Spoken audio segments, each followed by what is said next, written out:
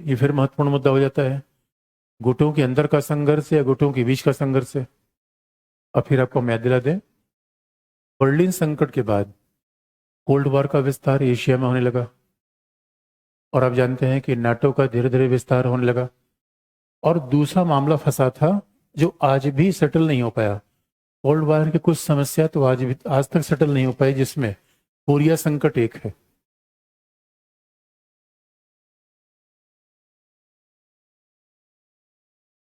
यानी south Korea, Korea Korea पर पहले नियंत्रण जापान का था।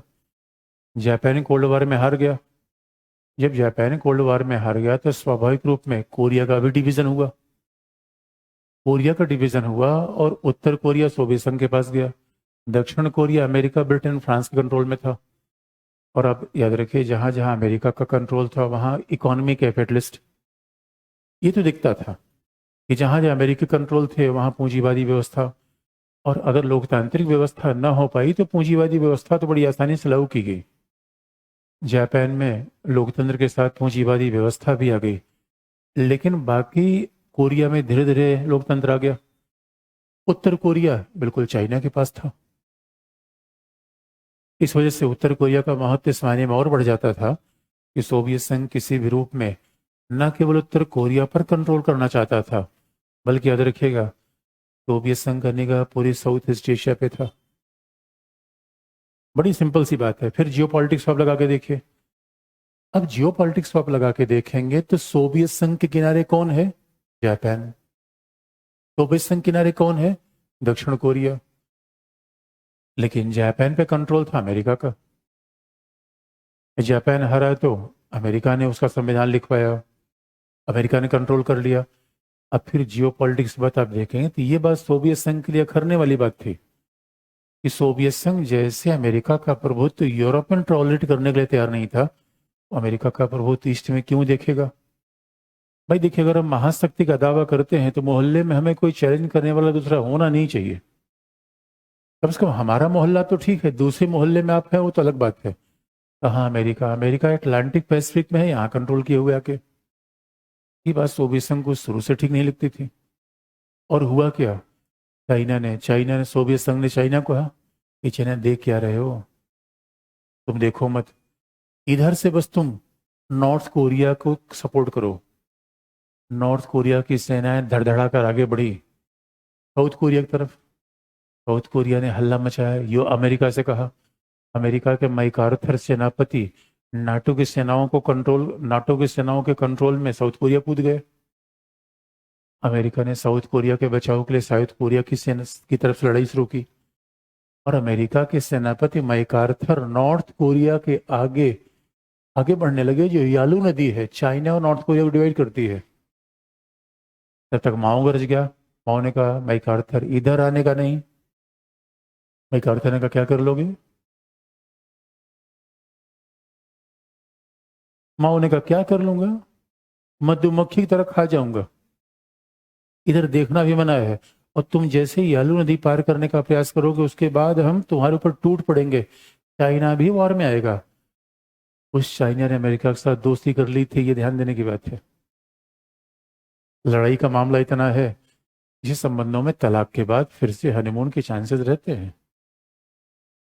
परमानेंट नहीं होता। देखिए, जो आईआर नहीं पढ़ता वो क्या होता, किसी झगड़ा कर लिया तो परमानेंटली झगड़ा कर लिया कि ना तेरी गलियों में ना रखेंगे कदम आज के बाद। ऐसा झगड़ा नहीं होता। अरे काम आएगा तो बार बार कदम रखेंगे,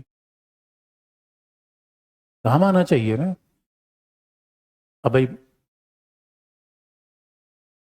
और उधर से माइक आर्थर ने अमेरिकी राष्ट्रपति को लिखा, क्योंकि इधर अमेरिकी राष्ट्रपति ये मान के चल रहे थे केवल ये मामला कोरिया का नहीं है, बल्कि इधर आप चले जाओगे इंडोनेशिया, मलेशिया सारा पूर्व का पार्ट है, पैसिफिक का पार्ट है। इसीलिए अमेरिका ने सिद्धांत दे रखा था कि ना, ये पार्ट हमारे कंट्रोल से कोरिया ही नहीं, उसके बाद था Indonesia, Malaysia, Thailand Philippines America के मित्र पहले बन चुके थे।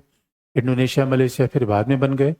ये सब अमेरिका के दोस्तों में आ गए, पूंजीवादी इकोनॉमी को लेकर आ गए। और एक बात याद रखिए, अमेरिका का फायदा था ही, जो उसका दोस्त बनता था पैसे टेक्नोलॉजी से भर देता था, वो क्षमता सोवियत संघ के पास नहीं थी। भारत की सबसे बड़ी आर्थिक सहायता करने वाले देशों में कौन था? अमेरिका ही था। डॉलर डिप्लोमेसी का तो इंपॉर्टेंस था, इस बारे में कोई दो राय नहीं है। इसीलिए इसीलिए अमेरिका को ऐसा लगता था, क्योंकि इसी कॉन्टेक्स्ट में कोरिया संकट का महत्व बहुत ज्यादा हो जाता है। अमेरिका को ऐसा लगता था कोरिया को छोड़ना नहीं है। लेकिन मैकार्थर आमादा थे कि मैकार्थर ने कहा कि राष्ट्रपति महोदय से, महोदय आप मुझे एक परमाणु बम दो। राष्ट्रपति ने, क्या करोगे? उसको चाइना को सबक सिखाना है। अमेरिका ने कहा, लगता है मैकार्थर साहब आप लड़ते लड़ते थक गए हैं, वापस आइए। अमेरिका ने पीछे बुला लिया। यानी ये है कोल्ड वार की डिप्लोमेसी, सीधा लड़ाई भी नहीं आमादा होना है। ऐसा नहीं कि अमेरिका के पास परमाणु बम तो फेंकता हुआ चलेगा।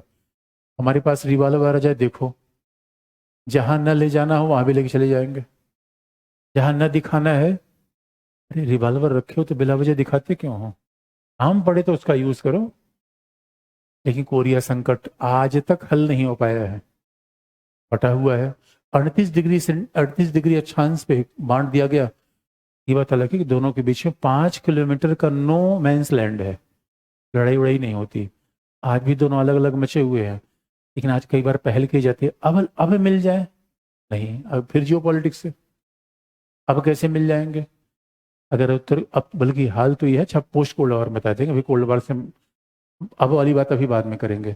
कोरिया संकट इधर हो रहा था, तब तक एक और दरवाजा खुल रहा था, और वो किसका था? तब तक एक और जगह मामला फंसा हुआ था, और मामला फंस किसका रहा था? वियतनाम का। ये तो पूरा लाल ही रंग दिया है, पता नहीं चल रहा है।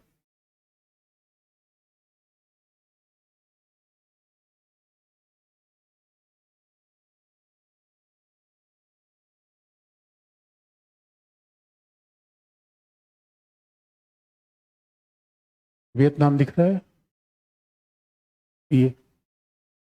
अब आप देखिए,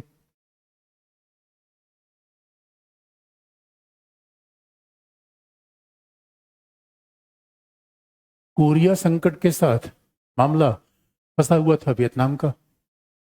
देखिए मुद्दे हर जगह एक ही है। या देखिए मुद्दे क्या है? भू राजनीति, महाशक्तियों का संघर्ष, राष्ट्रीय हित, विचारधारा उसके आड़ में थी ही, मुद्दा तो एक ही है।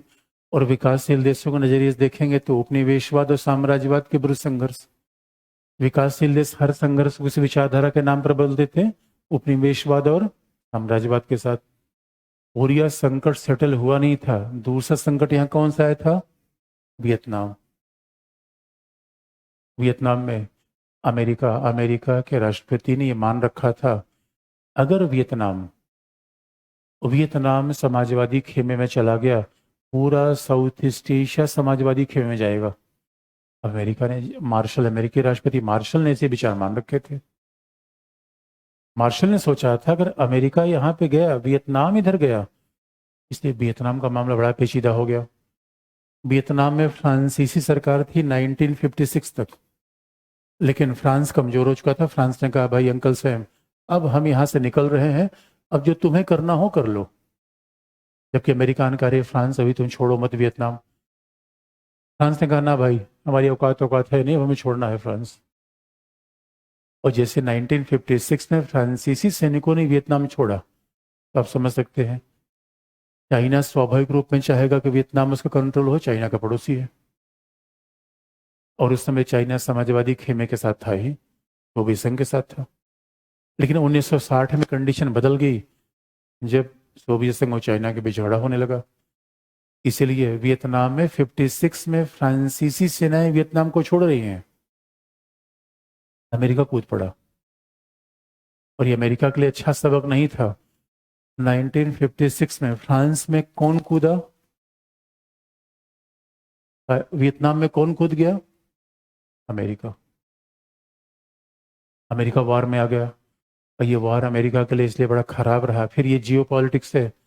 वियतनाम की जोग्राफी अमेरिका को पता नहीं थी, भूभाग उबड़ खाबड़ था, पहाड़ी एरिया था, कहीं कंदरा, कहीं जमीन, ऐसा एरिया जहाँ पे अमेरिका को लड़ने का अनुभव था नहीं। अमेरिका ने सोचा कि अब गए और आए, छोटा सा देश वियतनाम, इसलिए कहा जाता है पावर के इंडिकेटर कई बार अलग होते हैं, परिणाम अलग हो जाते हैं। संभव है कि राजपाल यादव भी खली कभी कभी गिरा सकता है, मौके की बात है, बस सही जगह वार कर दिया। और उस समय तो अमेरिका कहा जाता है, अमेरिका के लिए अमेरिका ने इस युद्ध में अरे पागल उगल लोगों को भेज दिया था, और एयरफोर्स उतनी पावरफुल थी नहीं, और वियतनामी ऐसी भूभाग था कि अमेरिका यहाँ उलझ ही गया, ऐसा उलझा कि अमेरिका निकल नहीं पाया। और वो तो 71 में चाइना अमेरिका मिल गए, तब वियतनाम के लिए जान में जान आई। तब अमेरिका को लगा कि मामला ठीक हो गया, क्योंकि चाइना को उसने तोड़ लिया तो बहुत बड़ी समाजवाद की एकता भंग कर दी। वर्ल्ड वार तो आधा उसने 71 में ही जीत लिया था, बाकी एक बचा कुचा 91 में जीत लिया। चाइना जब उसके पास आ गया, तो वियतनाम का मामला उसके पास थोड़ा सा नीचे आ गया। और आप देखोगे इसके बाद वियतनाम का मामला चल रहा, तब तक कंबोडिया, म्यांमार, वियतनाम, यहाँ सब पूंजीवाद समाजवाद के बीच लड़ाई तो थी ही, समाजवाद के बीच भी लड़ाई शुरू हो गई। लड़ाई केवल पूंजीवाद समाजवाद के बीच नहीं थी, समाजवाद के अंदर दो खेमे आ गए। क्योंकि 1960 में जब चाइना और सोवियत संघ के बीच झगड़ा हुआ, तो सही समाजवादी कौन था, जो चाइना के पीछे है, जो सोवियत संघ के पीछे है? लफड़ाया। वियतनाम किसके पीछे गया? सोवियत संघ के। तो वियतनाम ने कहा कि सही समाजवादी कौन है, तो वियतनाम ने कहा भाई हम सोवियत संघ के पीछे हैं। ये बात चाइना को ठीक नहीं लगी। चाइना ने कहा भाई दोस्त हमारे पड़ोस में हमारे हो, सोवियत संघ के पीछे जा रहे हो। वियतनाम ने कहा ना, हम गद्दारों के साथ नहीं रहते। अब इसी बात को लेकर कंबोडिया में झगड़ा हो गया। एक थे पोल पोट और दूसरे थे टेंग सामरिन। इसी बात को लेकर यहां झगड़ा हो गया। पोल पोट थे अमेरिका के साथ, टेंग सामरिन थे सोवियत संघ के साथ। जरा सोच के देखिए, समाजवाद के दो धड़े ही आपस में टकरा रहे थे। और चूंकि पोल पोट स्वाभाविक रूप में अमेरिका के साथ थे, तो अमेरिका चाइना के साथ हो गया था। और सोवियत संघ किसके साथ था? वियतनाम और भारत के साथ। दोनों में लड़ाई हुई, और सोवियत संघ ने वियतनाम से कहा हो ची मिन्ह, और हो ची मिन्ह ने तो समाजवाद के पोस्टर बॉय बन गए थे। कहा जाता था वियतनामियों ने किसको नहीं पीटा, फ्रांस को हरा दिया, अमेरिका को हराया, बाद में चीन तक को हरा दिया, है छोटा सा देश। इसलिए हो ची मिन्ह से सोवियत संघ का हो ची, कमाल की बात करते हो यार, तुमने अमेरिका को पटकनी दे दी, चीन से डरते हो? हो ची ने कहा अरे भाई पड़ोसी है, जानते हो बड़ा है, हम वार में इन्वॉल्व होना नहीं चाहते। सोवियत संघ का समाजवादी बच्चा होकर डरता है, शक्ति बंदूक की नली से निकलती, याद है? हो ची मिन्ह ने कहा भाई जोश मत दिलाओ। सोवियत संघ जोश नहीं, आज ही तुम जाके पहले मार पोल पोट को, इसकी औकात है, तुम्हारे बगल में खुराफात कर रहा है। हो ची मिन्ह ने कहा चलो तैयार, सेनाएं तैयार। हाथ अड़ाकर हो ची मिन्ह की सेनाएं पहुंची, और पोल पोट को मार पीट कर हेंग सामरिन को बनवा दिया वहां सरकार। तब तक चाइना ने हमला कर दिया वियतनाम पर, वियतनाम ने पीट दिया चाइना को। ये मामला था। इस पूरी घटना के बाद 1975 में अमेरिका ने कहा भाई ये हमारे बस का रोग नहीं है, मैं जा रहा हूं। वियतनाम ने कहा रुक जाओ भी, और खातिरदारी कर देंगे तुम्हारी। वियतनाम को छोड़कर अमेरिका वैसा भागा जैसे अभी अफगानिस्तान से भाग खड़ा हुआ। और वे भी अफगानिस्तान तो छोड़ते, उसने सोची समझी रणनीति के अंतर्गत बाहर किया। वियतनाम से बहुत दुखी हो गया, वापस लौटा। अमेरिका की सेना की मारी बहुत बड़ी बदनामी हुई उसकी। उन्होंने कहा ये देखो महाशक्ति है। आज भी अमेरिका के विदेश मंत्रालय में वियतनाम की बात कोई करता नहीं कभी, कि वियतनाम में हुआ क्या था। इसलिए आज कोल्ड वार, लड़ाई गुट के बीच में थी या गुट के अंदर हो रही थी?